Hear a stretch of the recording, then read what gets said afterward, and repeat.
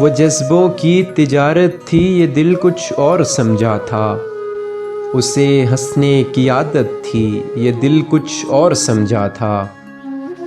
مجھے اس نے کہا آؤ نئی دنیا بساتے ہیں، اسے سوجھی شرارت تھی، یہ دل کچھ اور سمجھا تھا۔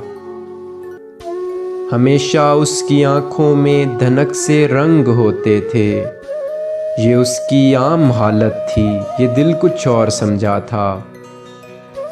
وہ میرے پاس بیٹھا دیر تک غزلیں میری سنتا، اسے خود سے محبت تھی، یہ دل کچھ اور سمجھا تھا۔